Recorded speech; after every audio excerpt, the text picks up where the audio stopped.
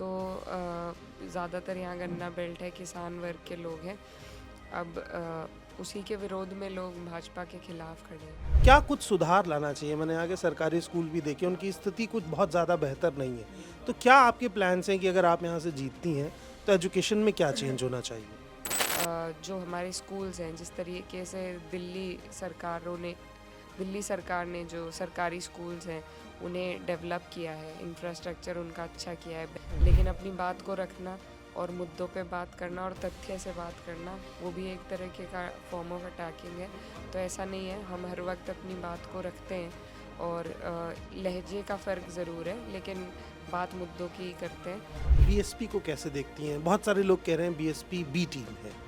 यहाँ पर आप कैसे देख रहे हैं कि क्या बीएसपी के कैंडिडेट आने से आपको कुछ समस्या है या वो आपका वोट काटने वाले हैं? बीएसपी का अब कैराना में रोल क्या है? जितनी भी विपक्ष की मजबूत आवाज़ें हैं उन पर कहीं ईडी का भेजकर, कहीं सीबीआई भेजकर, झूठे मुकदमे लगाकर, आर्थिक तौर पर कमज़ोर कर कर, या फिर अब जैसे सबसे बड़ा तो ये हमारे इतिहास में पहली बार हुआ है कि एक सिटिंग सीएम को जेल भेज दिया गया है बिना किसी कन्विक्शन के। एक सवाल ये भी है कि आप बहुत अटैकिंग नहीं है विपक्ष को लेकर के, आप अपनी बात कहती हैं और बहुत शांति से बात करती हैं।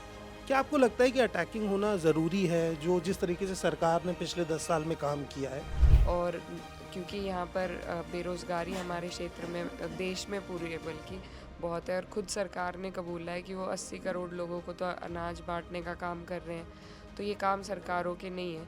सरकार का काम है सशक्त करना, मजबूर करना सरकार का काम नहीं है, लाचार करना नहीं है। नमस्कार, मेरा नाम राघव है और आप पॉलिटिक्स देख रहे हैं। टीम पॉलिटिक्स की चुनाव यात्रा का ये दूसरा चरण है और हम कैराना में मौजूद हैं। हमारे साथ इकरा मुनव्वर हसन मौजूद हैं और यहाँ से समाजवादी पार्टी और इंडिया अलायंस की प्रत्याशी हैं। बहुत बहुत स्वागत है मैम आपका पॉलिटिक्स पर। और पहला सवाल ये कि क्या मुद्दे लेकर आप पब्लिक के बीच में जा रहे हैं और क्या वादे हैं, क्या ऐसा आप बता रहे हैं कि लोग आपको वोट करें इस बार? जी, क्षेत्र का हमारा जो विकास है वो मुद्दा है, और यहाँ पर बेरोज़गारी बहुत है, महंगाई हो गई है इतनी, और गन्ने का भुगतान हमारा आज तक बकाया है मिलों पर, और 14 दिन का वादा हुआ था, हर 14 दिन पर पेमेंट होगा, नहीं तो ब्याज के साथ पेमेंट मिलेगा। एमएसपी किसान बेल्ट है हमारी। तो यही सभी अब हमारे मुद्दे हैं जिन पर कोई कार्य अभी तक सरकार ने नहीं किया, और इन्हीं को लेकर लोगों में रोष है और लोग परेशान रहे हैं, बेहाल रहे हैं, पिछले 5 सालों से अपने ही पेमेंट के लिए धरने पे बैठे हैं। तो ज़्यादातर यहाँ गन्ना बेल्ट है, किसान वर्ग के लोग हैं। अब उसी के विरोध में लोग भाजपा के खिलाफ खड़े हैं। दूसरा सवाल ये कि मैम आपकी पढ़ाई बाहर से हुई और आपने देखा कि शिक्षा व्यवस्था वहाँ कैसी है, उसके कंपैरिजन में भारत में कैसी है। क्या कुछ सुधार लाना चाहिए? मैंने यहाँ के सरकारी स्कूल भी देखे, उनकी स्थिति कुछ बहुत ज़्यादा बेहतर नहीं है। तो क्या आपके प्लान्स हैं कि अगर आप यहाँ से जीतती हैं, तो एजुकेशन में क्या चेंज होना चाहिए?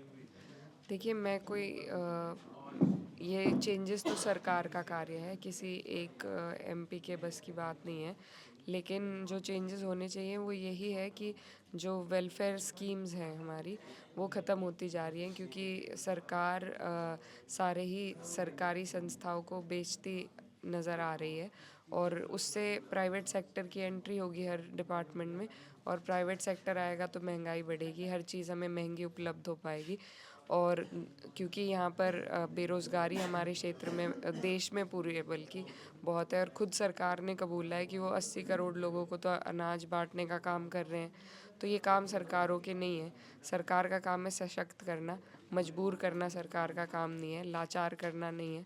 तो पहली बात तो यही है कि सरकार जो हमारे स्कूल्स हैं, जिस तरीके से दिल्ली सरकार ने जो सरकारी स्कूल्स हैं उन्हें डेवलप किया है, इंफ्रास्ट्रक्चर उनका अच्छा किया है, बेहतर उनमें एजुकेशन फैसे, तो वही मेरा मानना है कि जब तक सरकारी स्कूल्स प्राइवेट स्कूल की टक्कर पर आकर उसी लेवल पर हमें एजुकेशन उपलब्ध नहीं कराएंगे और कम दामों में, तब तक हमारा देश इसी तरीके से पिछड़ा रहेगा।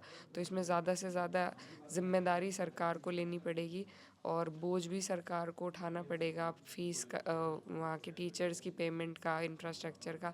तभी जाकर बेहतराई की तरफ हम बढ़ पाएंगे, क्योंकि हमारे लोग उस तरीके से रोज़गार नहीं कमा रहे हैं कि इतनी महंगी महंगी सुविधाएं अपने बच्चों के लिए, अपने लिए उपलब्ध करा सकें। एक और सवाल, सोशल मीडिया पर आपको लेके बहुत सारी बातें होती हैं, जिसमें से ये भी कि आपकी सादगी की बात होती है, आप बाहर से पढ़ी उसके बाद भी आप कल्चर को लेकर के चलती हैं और आप बहुत सॉफ्ट स्पोकन हैं। एक सवाल ये भी है कि आप बहुत अटैकिंग नहीं है विपक्ष को लेकर के, आप अपनी बात कहती हैं और बहुत शांति से बात करती हैं। क्या आपको लगता है कि अटैकिंग होना ज़रूरी है, जो जिस तरीके से सरकार ने पिछले 10 साल में काम किया है और आपकी पार्टी, आपके अलायंस के सीएम हैं, उनको उठा के जेल में बंद कर दिया जाए, तो इन सब मुद्दों पर सरकार को अटैकिंग होकर घेरना चाहिए या नहीं? अटैकिंग की परिभाषा क्या है आपकी? अगर सिर्फ चिल्लाना और ज़ोर से अपनी बात को कहना अटैकिंग है, तो वो अटैकिंग नहीं है मेरी। लेकिन अपनी बात को रखना और मुद्दों पे बात करना और तथ्य से बात करना, वो भी एक तरीके का फॉर्म ऑफ अटैकिंग है। तो ऐसा नहीं है, हम हर वक्त अपनी बात को रखते हैं और लहजे का फ़र्क ज़रूर है, लेकिन बात मुद्दों की ही करते हैं। और बिल्कुल ये साफ तौर पर तानाशाही है, विपक्ष को कुचलना चाहती है सरकार, लोकतंत्र को ख़त्म करना चाहती है। अगर विपक्ष ख़त्म हो गया तो लोकतंत्र अपने आप ख़त्म हो जाएगा, और यही ये लोग कर रहे हैं। जितनी भी विपक्ष की मजबूत आवाज़ें हैं, उन पर कहीं ईडी का भेजकर, कहीं सीबीआई भेजकर, झूठे मुकदमे लगाकर, आर्थिक तौर पर कमज़ोर कर कर, या फिर अब जैसे सबसे बड़ा तो ये हमारे इतिहास में पहली बार हुआ है कि एक सिटिंग सीएम को जेल भेज दिया गया है बिना किसी कन्विक्शन के। तो ये जो सरकार की तानाशाही है, ये उनका तकब्बुर है और ये दिख रहा है लोगों को, और इसका जवाब मिलेगा। एक आखिरी सवाल, मेन स्ट्रीम मीडिया मतलब इस इन दैट सिचुएशन, जब पिछले 5 साल से बहुत बातें चल रही हैं उसको लेकर के कि बहुत एक तरफा रवैया है, क्या आप टीवी देखती हैं? और अगर देखती हैं तो मेन स्ट्रीम मीडिया जिस तरीके से कवरेज करता है उस पर आपकी क्या राय है? नहीं, मेन स्ट्रीम मीडिया तो देखना बहुत दिन पहले हमने बंद कर दिया था। अब तो सभी लोग ऑनलाइन देखते हैं और वो उसमें थोड़ा दोनों तरफ का पर्सपेक्टिव मिल जाता है और एक ऑल राउंडेड अप्रोच हमें मिल जाती है इश्यूज़ के ऊपर। तो मेन स्ट्रीम मीडिया जो चैनल्स हैं, जिस तरीके की अटैकिंग वो हल्ला गुल्ला करके अपनी बात रखते हैं, वो सब देखना तो सभी लोगों ने ज़्यादातर छोड़ दिया है मेरे हिसाब से। और पहले जर्नलिज़्म को फोर्थ पिलर ऑफ डेमोक्रेसी कहा जाता था। अब जर्नलिज़्म ने उस बात को खुद ही मतलब काट दिया है कि नहीं हो सकता वो फोर्थ पिलर, क्योंकि वो बनने के लिए ईमानदारी से काम करना ज़रूरी है और सबकी आवाज़ दिखाना, लोगों तक पहुंचाना, वो जर्नलिज़्म का धर्म है, जो अब मेन स्ट्रीम वाले तो निभा ही नहीं रहे हैं। बीएसपी को कैसे देखती हैं? बहुत सारे लोग कह रहे हैं बीएसपी बी टीम है, यहाँ पर आप कैसे देख रहे हैं कि क्या बीएसपी के कैंडिडेट आने से आपको कुछ समस्या है या वो आपका वोट काटने वाले हैं? बीएसपी का अब कैराना में रोल क्या है? देखिए, एक दल की तरीके से देख रहे हैं, उनके प्रत्याशी हैं, वो लड़ेंगे, और बीएसपी एक दल रहा है, एक टाइम पर बहुत मजबूत रहा है। और अगर बीएसपी अलायंस में आ जाता तो मेरे हिसाब से दोनों तरफ फ़ायदा होता, बीएसपी को भी फ़ायदा होता और अलायंस को भी। लेकिन अब उन्होंने किन्हीं कारणों से जो रास्ता इख्तियार है अपने लिए, तो उसमें कुछ कहने की गुंजाइश अब बची नहीं है।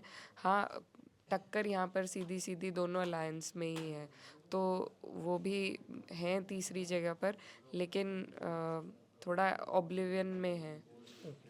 तो ये इकरा जी थी जिन्होंने सभी सवालों के जवाब दिए, और ये इंटरव्यू आपको कैसा लगा ये कमेंट सेक्शन में ज़रूर बताइएगा। इसके साथ साथ इस चुनाव यात्रा को कंटिन्यू हम रखेंगे, बाकी की तमाम अपडेट्स आपको आगे मिलती रहेंगी। तब तक के लिए बहुत बहुत शुक्रिया, बहुत बहुत धन्यवाद।